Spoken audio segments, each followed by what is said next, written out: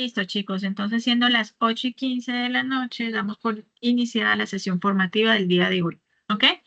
¿Me confirman? ¿Tenemos imagen y tenemos audio? Sí, señora. Sí, señora. Sí, Ok, señora. Señora. listo. Sí, Retomemos. señora. Entonces, retomemos entonces. Estábamos en Mentefacto. Vamos a hacer 3 actividades. ¿Listo? En las cuales ya les iba a mostrar qué era el Mentefacto o cómo se realiza un Mentefacto.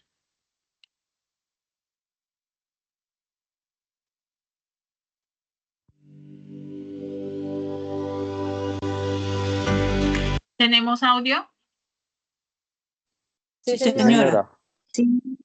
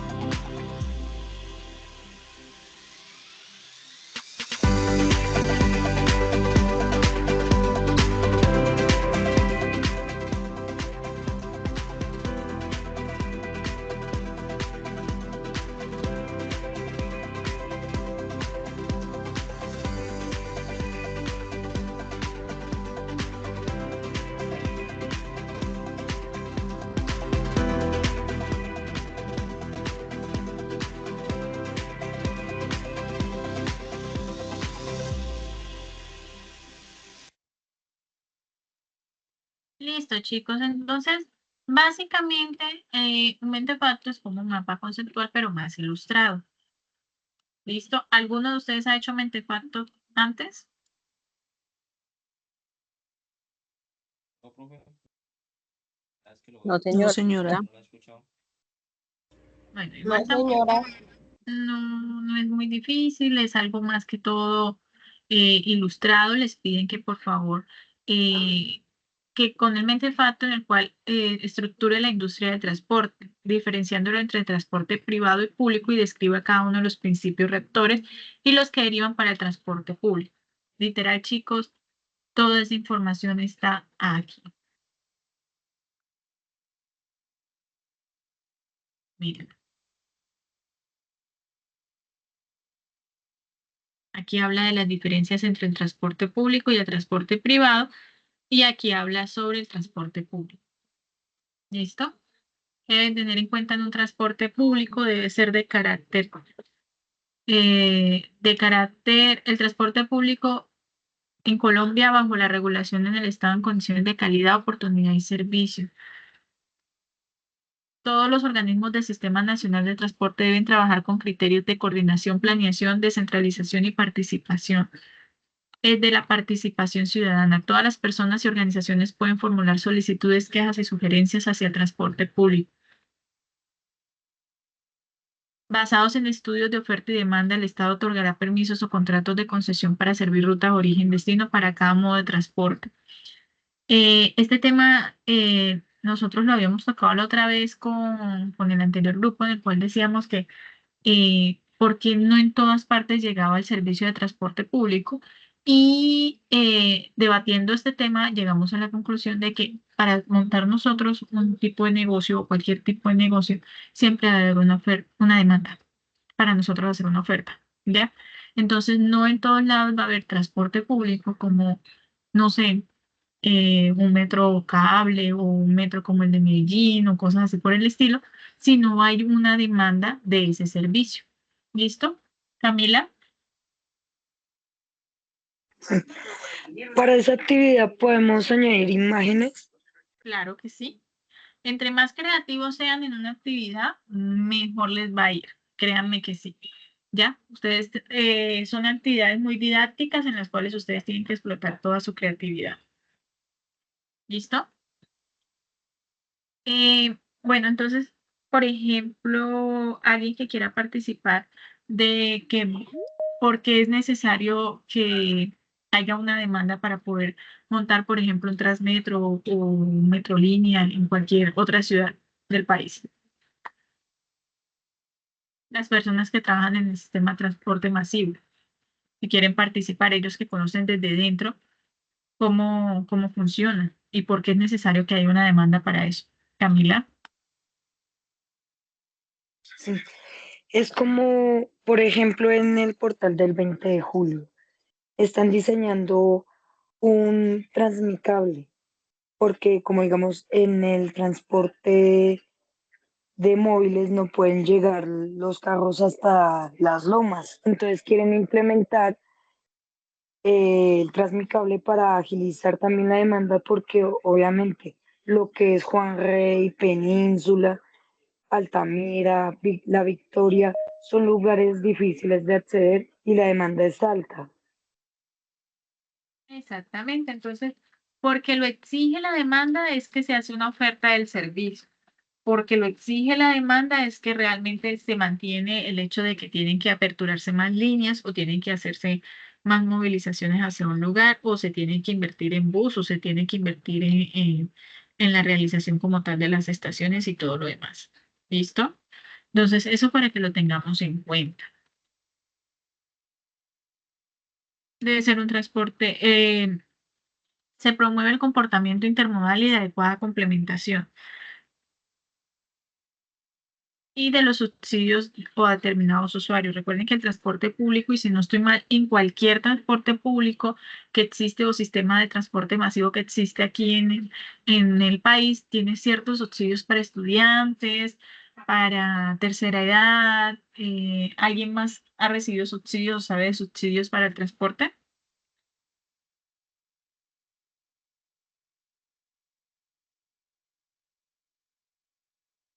¿Ninguno ha usado subsidio de transporte de sistema masivo?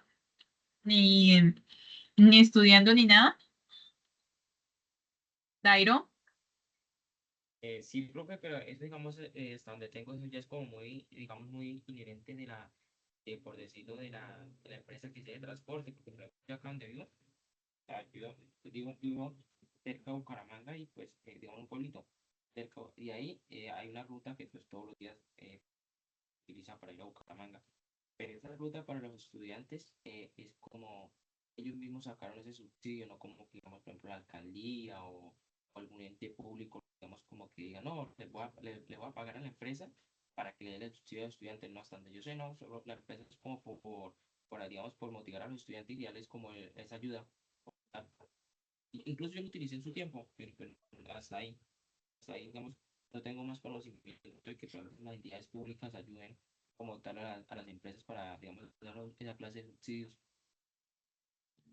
hay cierta tarifa diferencial en el sistema de transporte masivo, ¿ya? Yo conozco el de Bucaramanga y sí hay cierto tarifa diferencial, pero tienen que haber ciertos requisitos y ciertas postulaciones para eso. ¿Listo? Elizabeth, Sí, buenas noches. Yo sé que en Bogotá lo que es Transmilenio le dan también a los estudiantes o universitarios, ellos también le dan un auxilio de transporte. Eso también lo tienen que pedirlo, digámoslo así, en las universidades, ¿no? Pero tienen también un requisito para poder acceder a estos subsidios que da el gobierno.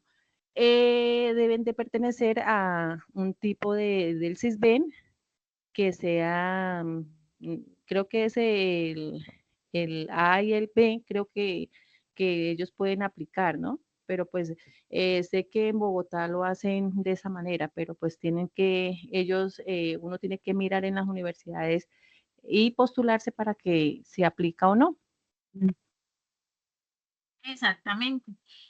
Listo, chicos. Entonces, continuando con el tema, vamos a mirar cómo se estableció el transporte en una industria, por qué se definió que el transporte es una actividad económica, conozco la dinámica del comercio y su interacción con el transporte, perdón.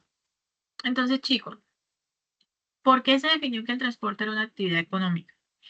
A raíz de las necesidades de la evolución de las empresas pequeñas, grandes e industrias enormes, eh, se definió que el transporte era una actividad económica porque era un ala fundamental de cada empresa. Pero como toda ala fundamental, por lo general a veces es más económico para las empresas de centralizarlo o, por así decirlo, tomarlo como un outsourcing o un servicio no de base de la empresa, a menos de que mi servicio dependa de eso, ¿ya? Entonces, yo como una empresa o pequeña empresa de distribución de jabones, distribuciones de velas, no me puedo dar el soporte en mi pequeña empresa para tener una flota continua de mensajería. Entonces, contrato a una empresa que sí se encargue de eso, ¿ya? Por eso ahí es donde se convierte en una actividad económica, donde yo puedo crear una empresa que solo se dedique al transporte. Ahí es donde nace Servientrega, donde nace Envía, donde nace Coordinador. Son empresas que se dedican efectivamente a eso, que sí lo tienen como base y que le prestan el servicio a las empresas que necesitan, creando una necesidad, dándole una solución. ¿Listo? ¿Por qué creen ustedes que el transporte es una actividad económica? Manitos.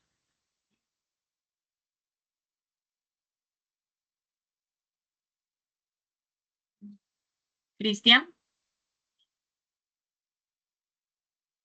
Buenas noches para todos. Pues, profe, yo pienso que es una actividad económica porque es la parte principal, como lo he leído ahí, en el transporte para mover un país, por medio de la economía en parte de lo que es transporte ferroviario a nivel nacional, por decirlo así, pues para mí, ¿no? Pienso de esa forma. ¿Recuerdan lo que estábamos hablando en la clase anterior? Donde decíamos que un país o una ciudad en desarrollo se medía era por el nivel de movilidad que tenía como tal, ¿ya? No es lo mismo vivir, y perdona las comparaciones, vivir en una ciudad que te facilite la movilidad tipo, no sé, Medellín, a como te la facilitaría de pronto Bogotá. Siempre es un poquito más caótico una ciudad que otra, o me equivoco. Las personas que viven en Bogotá, o si hay alguien en Medellín.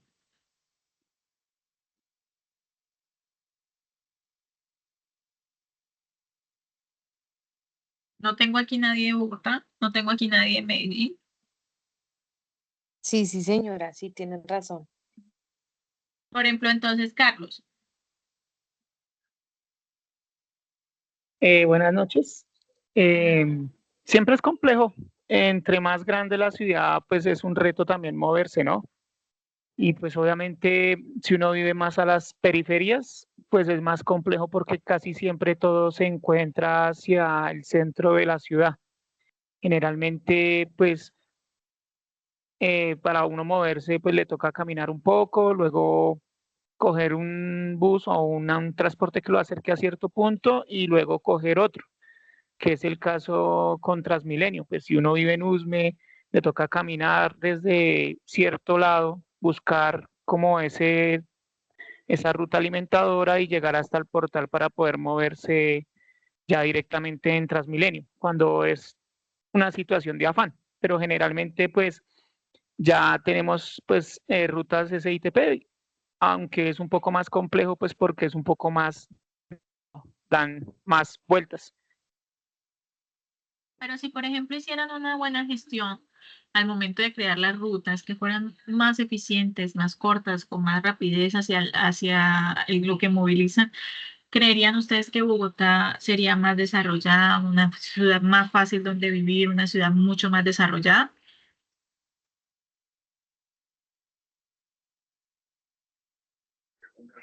Pues lo que yo puedo decir es que por eso se está construyendo el metro, como para agilizar el tiempo de, de llegada de los usuarios, en especial los que trabajan del norte, pero viven hacia el sur. Por eso están haciendo la primera línea, que es por la avenida de las Aguayacanes, Kennedy, y por eso, digamos, por el momento la movilidad está imposible. A partir de mañana va a estar más imposible, por lo que van a cerrar una estación. Se implementaron nuevos desvíos, nuevas rutas, pero digamos, mañana se va a dificultar más porque en estos últimos meses los usuarios se han tenido que obligar a caminar a una estación próxima por lo de las obras del metro. Mañana se va a complicar aún más porque van a cerrar una de las principales estaciones de Bogotá. Entonces, en eso sí se está trabajando mucho porque nos obligan a nosotros a como que a cubrir esa demanda, la oferta y la demanda de esas estaciones, enviando móviles en vacío. Y es a eso a lo que nos referimos. Para poder nosotros tener un progreso en una ciudad o evidenciar el progreso en una ciudad, se evidencia mucho en su movilización, ¿ya? En la forma en que se fluye, en la forma en que se anda, por así decirlo, ¿ya? Porque no es lo mismo usted tener que trasladar una mercancía a las afueras de Bogotá que dentro de Bogotá y que pues el trayecto que se supone que debía durar 1 hora, por así decirlo, se convierte en 3, 4, hasta 5, depende de los trancones que tengan que sucedan. Y eso pues representa retraso en todas las operaciones de todas las empresas. Pero nosotros, ante la situación del país, debemos prever todas estas situaciones y tener claro que es un factor el cual puede pasar y que en medio de toda la programación y en todos los retrasos que tengamos o contratiempos, esto es un margen que se debe mantener, ¿ya? ¿Qué pasa si hay trancón? ¿Qué pasa si no llega el pedido a tiempo? ¿Qué pasa si mi flota no llega a tiempo? ¿Ya?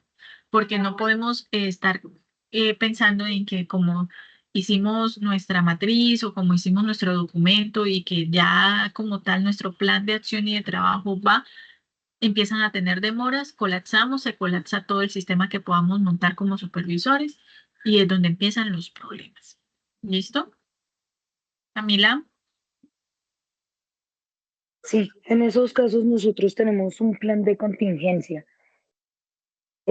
Para la troncal siempre se establece un desfase porque a nosotros nos ponen un horario teórico que digamos en el cual nosotros nos guiamos, pero si la flota llega a caerse o a retrasarse, entonces mis superiores siempre me dicen, eh, el servicio se le aumenta 4 minutos.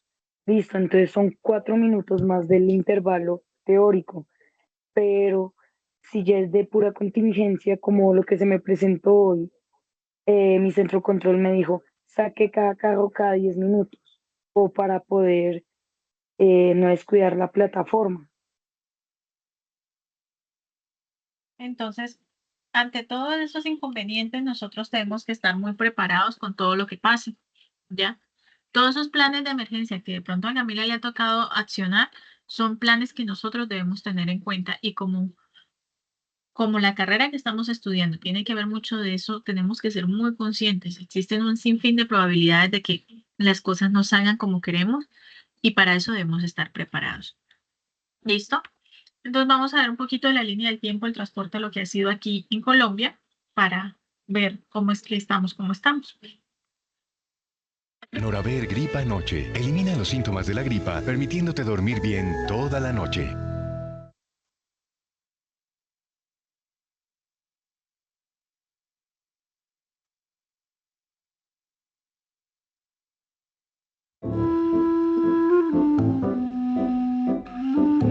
Este trabajador bogotano que vive en Ciudad Bolívar está utilizando un medio de transporte poco convencional para llegar a su trabajo: el sistema de cable aéreo. Entre tanto, este joven estudiante que vive en Bogotá va para su universidad ubicada en Cajicá y utiliza el tren turístico. ¿Cómo llegamos a tener estos sistemas de transporte en Colombia? Pues prepárate para saberlo, porque eso lo sé de memoria.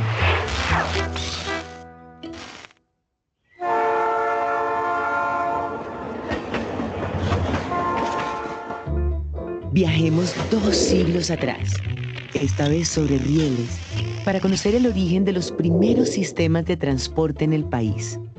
¿Sabías que en 1836, apenas 12 años después de la marcha de la primera locomotora en Inglaterra, el Congreso de la Nueva Granada expidió una ley para la construcción de un tren que conectara la ciudad de Panamá con el río Chagres? Pues así fue. Esa ley hizo que el primer tren rodara en estas tierras en 1855.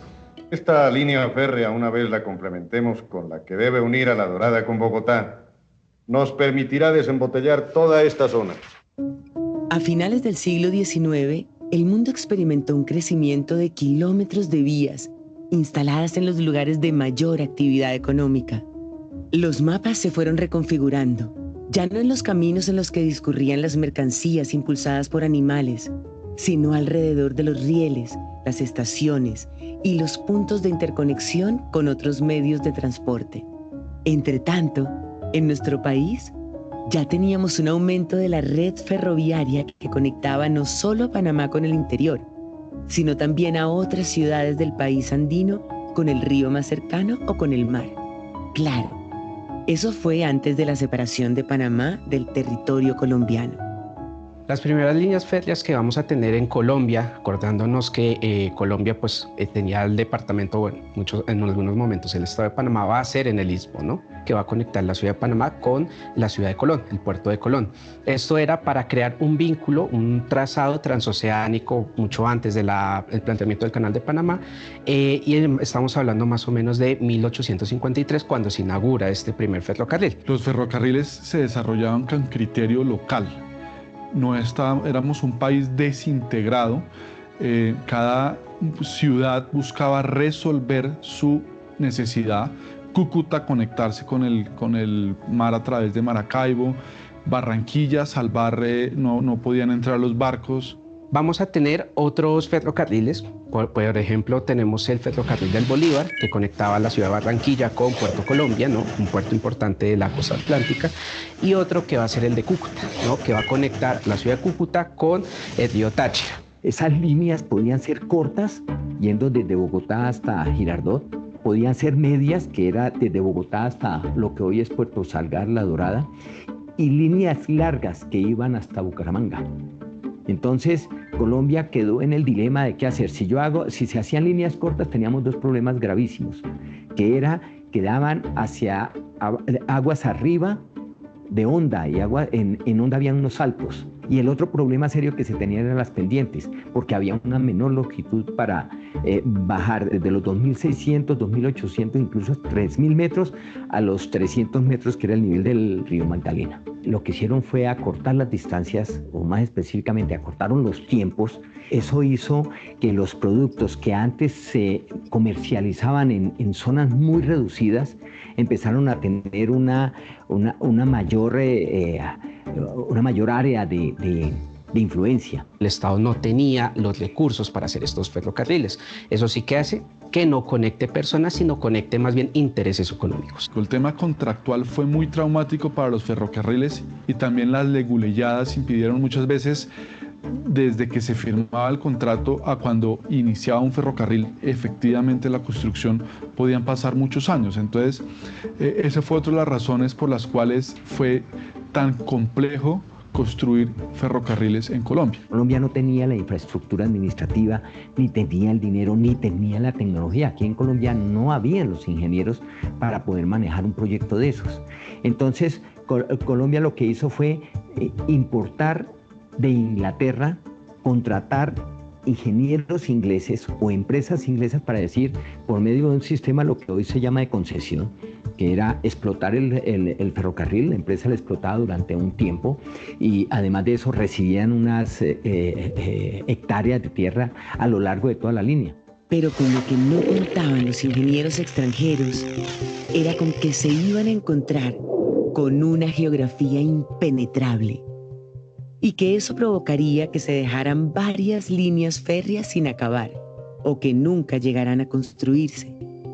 Como por ejemplo, el ambicioso proyecto que conectaba al occidente con el oriente del país, lo cual suponía franquear las 3 cordilleras. Sin embargo, durante los años 20, gracias a la indemnización por la pérdida de Panamá, vino la llamada Danza de los Millones. El dinero que llegó por la pérdida o indemnización de Panamá aportó a los ferrocarriles, y en esos 30 años de la hegemonía conservadora después de la Guerra de los 1000 días, permitió que muchos de los ferrocarriles culminaran o avanzaran en su construcción. Fue un periodo de incremento en kilómetros, en locomotoras, en coches, en todos los equipos ferroviarios, que permitió que los ferrocarriles se consolidaran. El gran momento de los ferrocarriles es ese periodo de finales de los 20, que se mantuvo por una inercia hasta otras décadas, pero la gran evolución de kilómetros ferroviarios construidos o de ferrocarriles que avanzaron fue en ese periodo que permitió la plata de la pérdida de Panamá. Pero esa no fue la única vez que un hecho político como la pérdida de Panamá afectó la historia del transporte en el país. También sucedió cuando se construyeron las vías férreas. El federalismo permite que los estados tengan una autonomía fiscal, una autonomía de ejecución de sus recursos, lo que les permitió construir diversas líneas de ferrocarril. No obstante, no estaban enmarcados en un proyecto nacional o al menos regional de interconexión, lo que hace que estas líneas no conectaran grandes núcleos urbanos o no conectaran incluso grandes polos dentro del país, sino que se quedaran en un ámbito muy local. Esto también permitía que dentro de los mismos estados hubieran algunos casos de corrupción y de algunas malas prácticas que a la final no permitían, no consolidaban esta red férrea, sino que se quedaban en lugares muy específicos dentro de la geografía. Como si esto fuera poco, las redes férreas en el país tenían diferencias técnicas. La diferencia del ancho de las carrileras mantenía prácticamente dividido el país en 2 partes sin continuidad en las comunicaciones ferroviarias. El sistema ferroviario, cuya misión es ser puente de unión entre unos y otros puntos del país, estaba roto en su centro. El punto de encuentro de las 2 redes de anchura diferente estaba en Bogotá, y en la capital era obligado el transbordo de unos trenes a otros, con la consiguiente pérdida de tiempo y encarecimiento de los transportes. Noraver Gripa Noche. Respira tranquilo y duerme sin los síntomas de la gripa. El transporte ferroviario cambió la cotidianidad de los campos y ciudades. La vida empezó a girar en torno a las estaciones de tren y el sistema dio origen a una clase obrera, conformada por campesinos que habían llegado a las ciudades para ayudar a construir las líneas férreas. Justamente esa clase obrera que nació allí fue la que al poco tiempo comenzó a sindicalizarse para reivindicar derechos, como horarios, dotaciones y a no recibir maltratos por parte de sus patronos, como era habitual en la época. Ni las disputas en el Partido Comunista, ni la vejez, ni las acusaciones de que esta sindicalista combativa había enloquecido. No importa lo que dijeran de María, a pesar del paso de los años, aún quedaban en la memoria de las gentes pobres sus fogosos discursos en Remedios, La Dorada, Girardot, Bogotá, Cali, Ciénaga, la zona bananera y en muchos otros sitios del país. Fue precisamente después de la matanza de las bananeras durante el gobierno de Abadía Méndez cuando María Cano fue encarcelada. Pero eso no es todo en cuanto a la relación política-transporte. El elitismo y el bipartidismo también jugaron un papel importante en el transporte interno de las ciudades, en especial en Bogotá. En Bogotá se da un caso muy particular, aunque pues se podría encontrar también en otras partes del país, en donde los liberales, que habían sido gobierno en los años 20, en los años 30, empezaron a invertir en empresas de autobuses y de taxis, empresas privadas. Mientras que cuando empieza a llegar un gobierno conservador, se ve al tranvía y a la empresa de tranvías como un fortín político conservador, ¿no? Sus directivas son usualmente afines a este partido. Entonces empieza a haber esta rivalidad entre dos sistemas, ¿no? Los autobuses, los taxis privados, de los liberales usualmente, y el tranvía, que era estatal, pero controlado por los conservadores. Las ancianas que salían de la misa mayor de San Francisco sufrieron tal desconcierto por la presencia de este extraño vehículo que se movía solo, que llegaron a pensar que aquel invento podría ser obra del mismísimo Satanás. Mientras el servicio ferroviario intermunicipal de carga y pasajeros comenzó su declive en 1930 debido a la crisis económica nacional, en Bogotá, el sistema de transporte de pasajeros interno más importante, que era el tranvía, estaba en su mejor momento. Sin embargo, una década después, llegó a un punto de quiebre por culpa de los intereses privados. La historia del tranvía en Bogotá es una cosa muy interesante porque durante muchos años se le atribuyó a los desmanes del 9 de abril del 48 su destrucción. Pero realmente Bogotá venía en una tensión entre el tranvía y la llegada de los buses, porque la ciudad se estaba expandiendo, el tranvía era muy rígido y los buses permitían llegar a muchos lugares.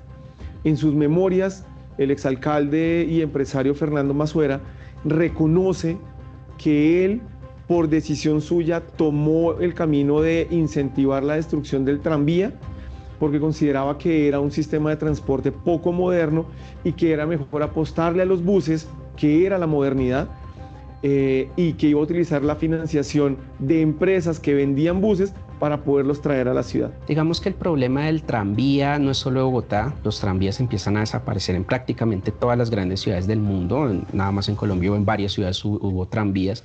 Eran infraestructuras muy costosas de construir y no son muy flexibles. Este ha sido un tema bastante controversial, no hay un punto definitivo sobre lo que se dice, son algunos relatos que se dan de que algunos empresarios que tenían intereses, por ejemplo en la empresa de buses rojos, que así se llamaba, también tenían una serie de gasolineras, eran pequeñas estaciones de servicio y que empezaron a regalar gasolina para incitar a las personas a atacar el tranvía. Realmente el tranvía no era un objetivo de las masas en este momento. Eso lo demuestra las pocas pérdidas a la final de coches que hubo, solo se perdió entre el 30 y el 35%, pero sí queda la idea de que los mayores beneficiados iban a ser los empresarios de los transportes en bus, por lo cual pues todavía sigue siendo una hipótesis, una hipótesis muy manejada por varios historiadores, aunque otros todavía no la ven totalmente contundente, ¿no? Totalmente factible.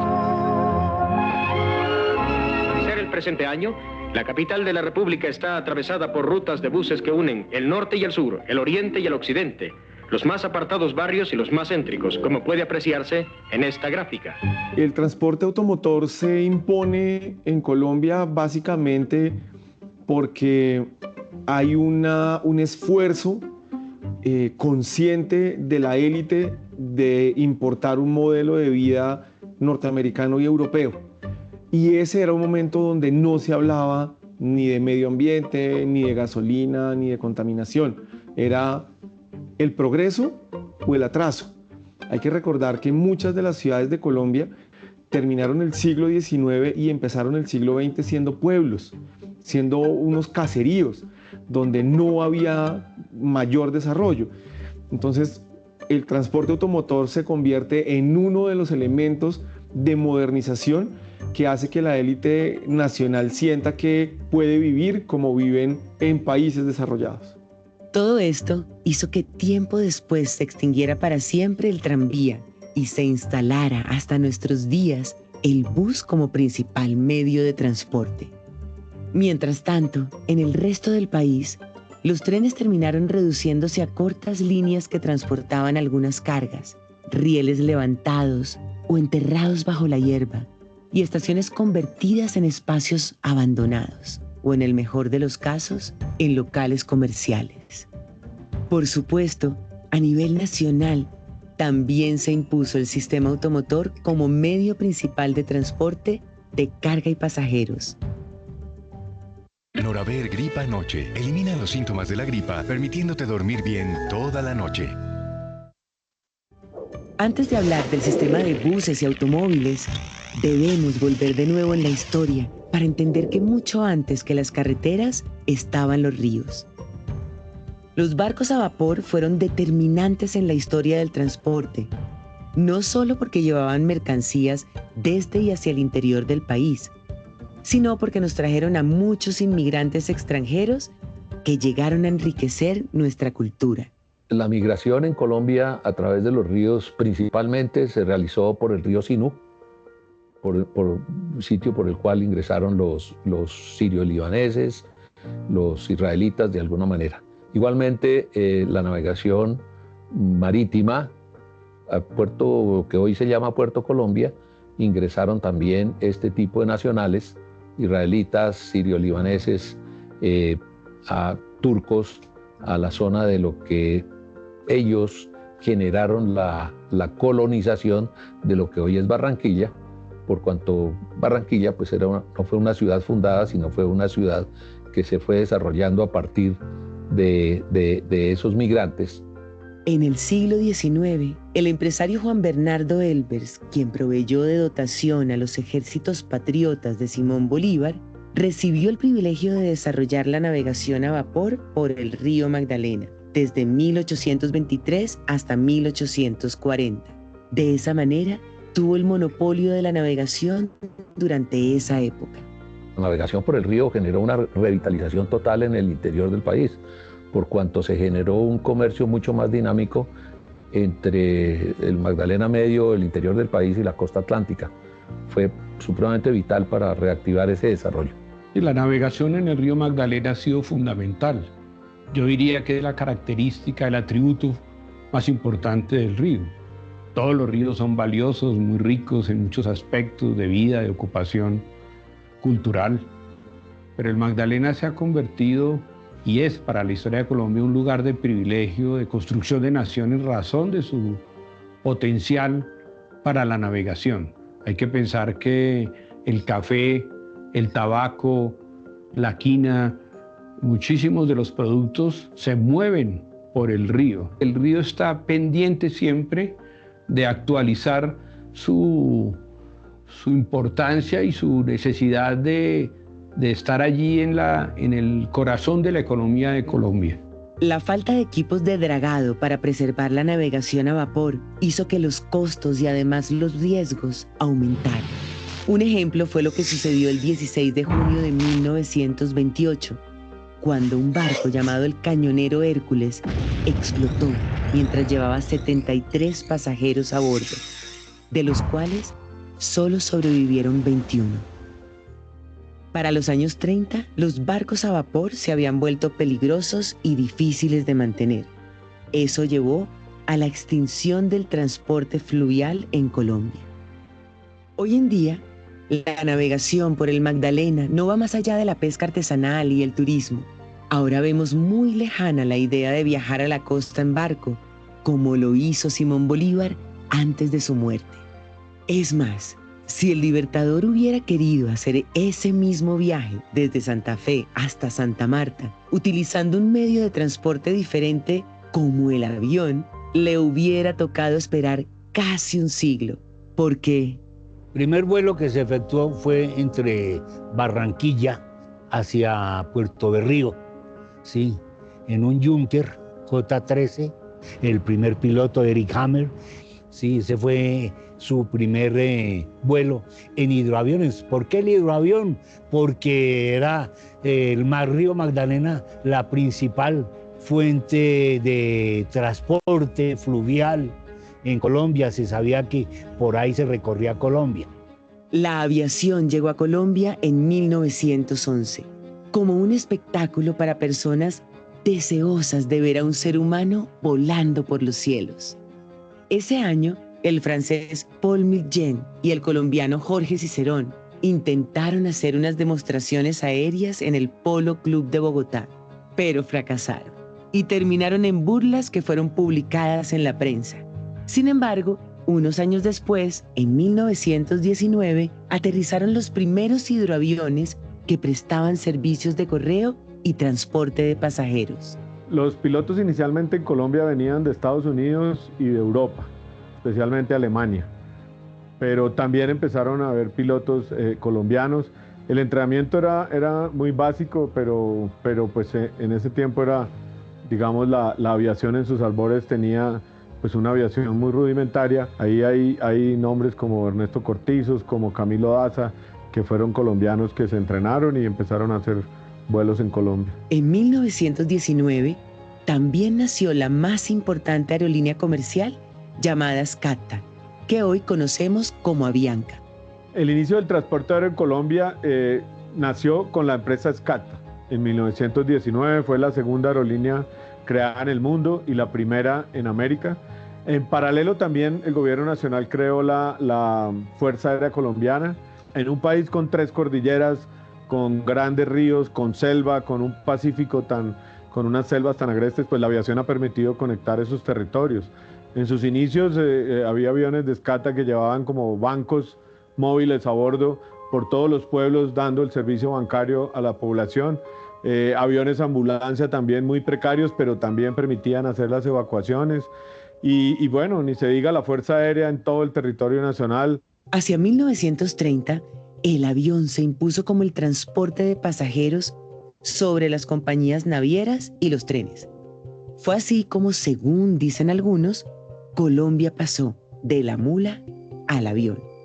Este nuevo medio de transporte obligó a crear un organismo de control nacional. Así fue como nació lo que hoy conocemos como la Aerocivil.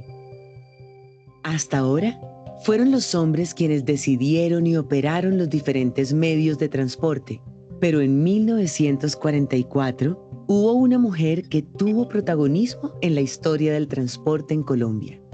Ella fue Nola Castañeda. Nola Castañeda fue la primera piloto de avión certificada en Colombia. Mucho tiempo después, en una entrevista, Nola habla de las dificultades que encontró para ejercer este oficio.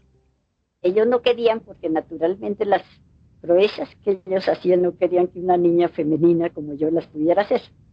Entonces le dijeron al amigo que precisamente me prestó después la avioneta, que me llevara y me hiciera piruetas, me hiciera toda clase de acrobacia para que cogiera miedo y no pudiera entrar. Pues sí, a veces la historia se repite.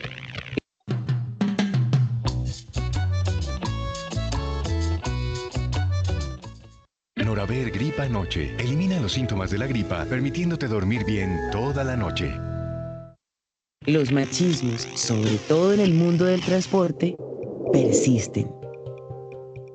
Marianne conduce una de las cerca de 150,000 tractomulas que transportan materiales y mercancías a lo largo y ancho de Colombia. Mejor dicho, las tractomulas mueven la economía del país.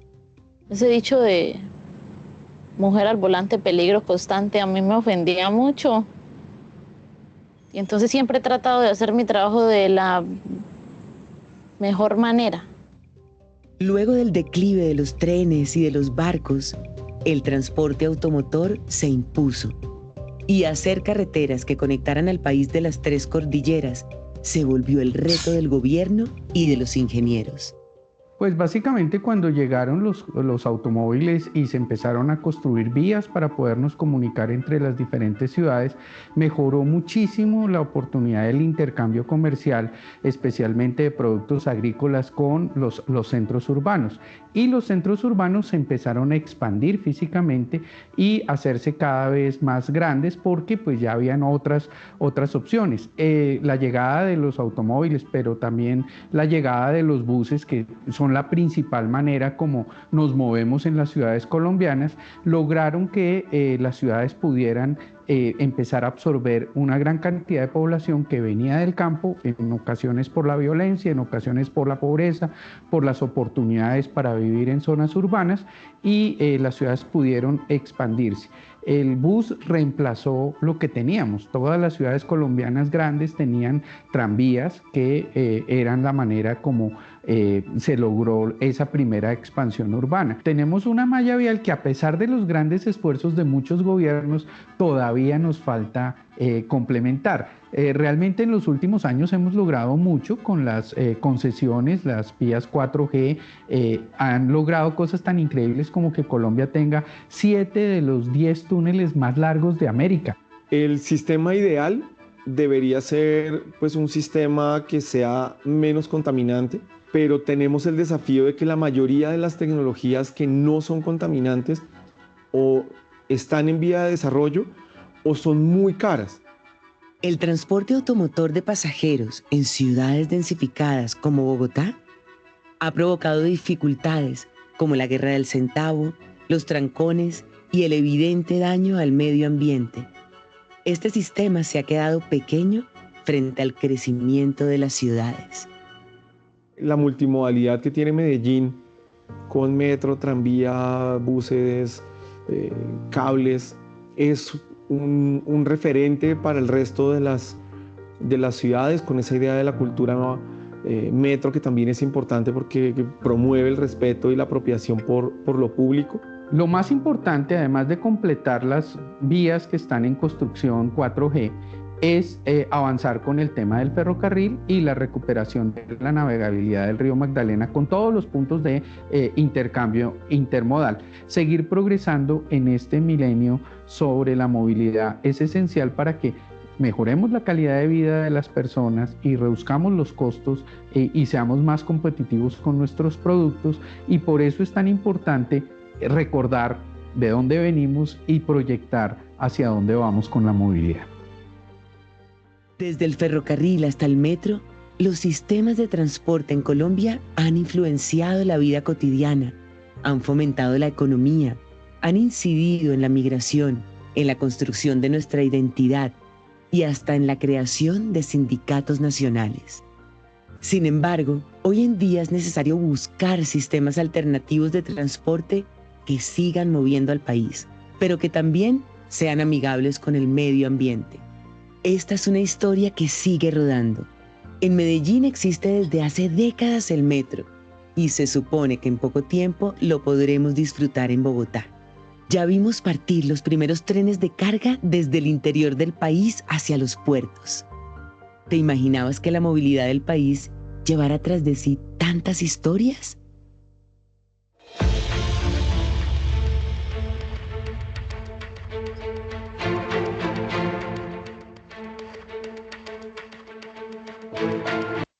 Listo, chicos. Video un poquito largo, pero el cual muestra toda la historia del transporte en Colombia. ¿Listo? Noraver. Sigamos. Las actividades que están para entrega van del 7 al 13 de marzo. ¿Listo? Para que lo tengamos en cuenta. Entonces, desde el día de hoy quedan habilitadas y junto al Mentefacto se va a entregar también, ya les digo, tenemos el Mentefacto que se va a entregar en PDF. Tenemos un documento de entidades escritas y vinculadas, en el cual según el marco normativo de transporte a nivel nacional, se apela a la legislación del mismo de proceder con la Ley 105 de 1993. Esta es una de las leyes más importantes que tenemos porque desde ahí surge todo el marco normativo sobre el transporte en Colombia. ¿Listo? Entonces, a partir del material visto en el componente formativo, principios rectores del transporte, se le solicita la realización de un escrito en formato Word en el que relacione las entidades y funciones de cada entidad escrita y vinculada al Ministerio de Transporte. Una vez realizado, se requiere convertirlo en formato PDF y remitirlo al espacio documento de entidades escritas y vinculadas con el código de la evidencia. Entonces, chicos, les recuerdo que todo trabajo que ustedes realicen debe tener su portada y debe tener todo lo relacionado. ¿Listo? ¿Estamos bien hasta ahora? Sí, señora. Ok, listo. Sí, señora. Entonces, aparte de la información que tienen en el material de estudio de la página, por acá tengo, ya les muestro, el sector del transporte. Cada sector del transporte tiene un sector central y un sector descentralizado. En el sector central está el Ministerio de Transporte y en el sector descentralizado están todas las entidades adscritas, ¿ya? Entonces, en las entidades escritas se deriva lo que es la Superintendencia de Transporte, la Aerocivil, la UPT, la CRIP, la Agencia Estatal de Establecimientos Públicos. Entonces, bajo este documento, ustedes se pueden guiar porque en este documento te aparece cada uno de las entidades las cuales ya bien sean escritas o vinculadas. ¿Listo? Y tenemos los decretos que los rigen, el objeto, el por qué está ese ministerio o por qué está esa entidad, las funciones como tal y el organigrama de cada uno. ¿Listo? Entonces, tenemos los sectores descentralizados, de ahí donde nacen las escritas, y nos muestra cada uno de los organigramas para que nosotros más o menos entendemos cómo funcionan ellas desde adentro. Recordemos que las descentralizadas tienen función propia, entonces eso quiere decir que tiene alguien que los rija, ellas mismas generan y manejan su ingreso, entonces ¿para qué sirve? ¿Qué objeto tiene? Este documento se los hago llegar al grupo para que ustedes lo tengan de apoyo para esa segunda actividad del documento. ¿Listo? ¿Qué sigue? Tenemos también la otra entrega, que es un cuadro comparativo, en el cual ustedes van a hacer una diferencia de los modos de transporte, aéreo, marítimo, fluvial, carretero, ducto y férreo. Y los medios de transporte, avión, globo, helicóptero, buque, barco, camión, tractocamión, ferrocarril y ducto. Puede articularse o complementarse entre sí. De la misma manera hay organizaciones, asociaciones e instituciones que tienen a su cargo la reglamentación. Entonces, tengan en cuenta que deben existir diversas combinaciones tales como transportes unimodales, bimodales, intermodales y multimodales. ¿Listo? Y cada modo y medio de transporte que realice una asociación de la entidad que lo regule. En el cuadro comparativo o los cuadros, así lo estima conveniente, deberá enviarlo bajo un diseño PowerPoint que contenga una presentación, portada y enviarlo al área de la actividad, elaboración de un cuadro comparativo. Entonces, vamos a hacer un cuadro comparativo con los modos y con los medios de transporte, ¿ya? Desde la entidad que lo regula, beneficios, diferencias, beneficios, similitudes y cosas así por el estilo. Esto se va a hacer bajo PowerPoint. Entonces, tenemos 3 actividades. El mentefacto, tenemos el documento en Word de las entidades adscritas y vinculadas y tenemos el cuadro comparativo de los modos y medios de transporte. ¿Dudas, chicos? ¿Preguntas? Profe, ¿el cuadro comparativo tiene que ser en PowerPoint? ¿Lo que le entendí? Sí, en PowerPoint. Ok, gracias.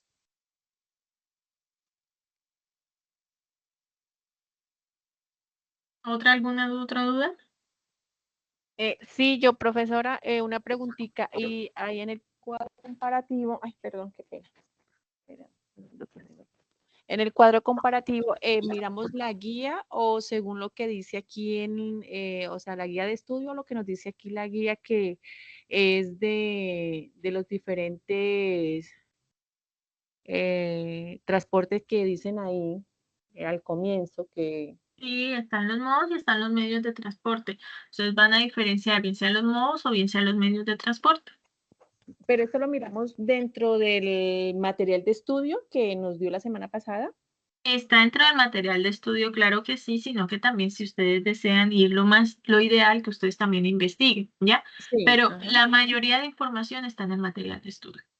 Ah, vale. Pero no hay que coger, o se puede coger cada uno de los que dice ahí esto, aéreo, fluido, o sea, Sí, claro, tienen que de ser eso. de cada uno de los que están ahí en la guía, ¿cierto? Cada uno hay un modo y hay un medio. Si tú lo ves, hay un modo de transporte y hay un medio de transporte. Entonces, por ejemplo, del modo aéreo, obviamente es el avión, ya. Sí. Del modo terrestre están los camiones. Entonces, ya. para que lo tengan en cuenta, ¿ok? Claro, Tengo a Oliva con la mano alzada. Hola, buenas noches. Sí, es que el documento que dice de las entidades adscritas dice que es en Word. Sí, sí. Pero hay que Word y al final, sí, lo tienes que entregar en PDF. O sea, el documento como tal, ellos les dicen, es un Word, pero al final lo debes entregar en PDF, aplicando todas las normas, ¿listo?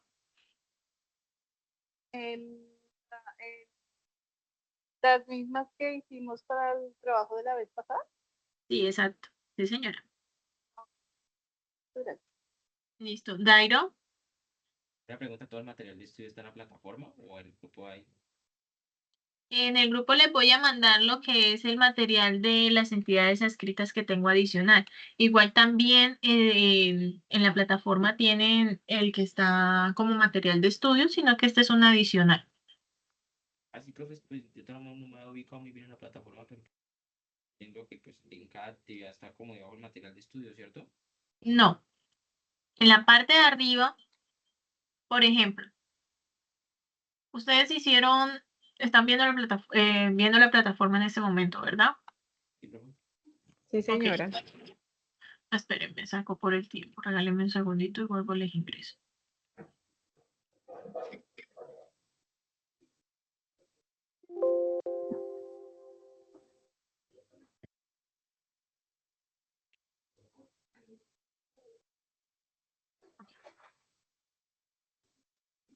Entonces, cada vez que ustedes ingresan, un momentito.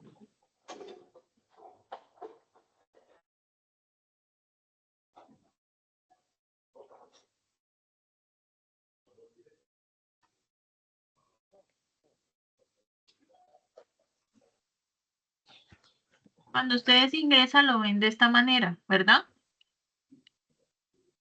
Entonces, si yo me voy a la fase de inducción, que fue la fase que ustedes vieron, había un material de formación para la fase de inducción, ¿verdad? Entonces, si yo me voy ahora en mi panel de navegación a la fase de análisis, lo primero que me va a salir es la información general y me va a salir el cronograma y me va a salir actividad de proyecto y me va a salir el material de formación, que es lo que tienen hasta el momento habilitado junto con la guía de aprendizaje. Ahorita, después de que se acabe la clase, no solamente les va a salir esto, sino las 3 primeras evidencias. ¿Ya?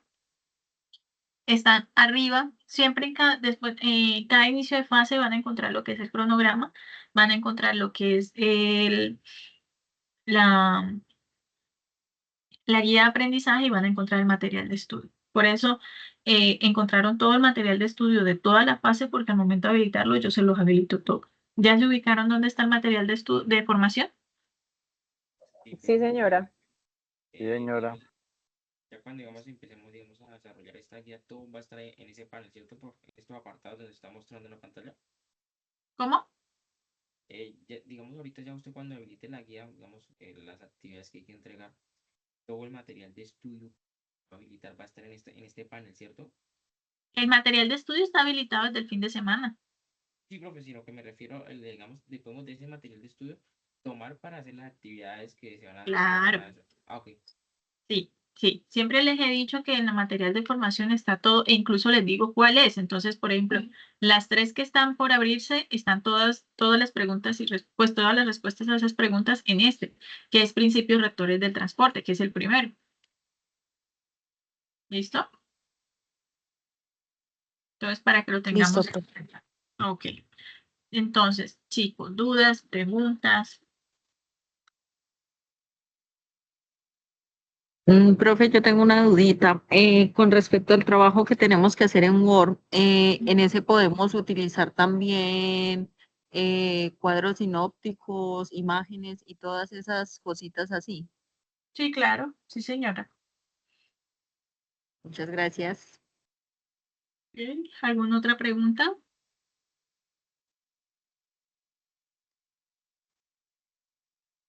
¿Ninguna otra, chicos? ¿Todo claro hasta el momento? Profe, otra preguntita. En relación al video que nos pusiste a ver ahorita, ¿hay posibilidades de que me compartas el link para volverlo a ver? Pues que Sí, no claro. sea...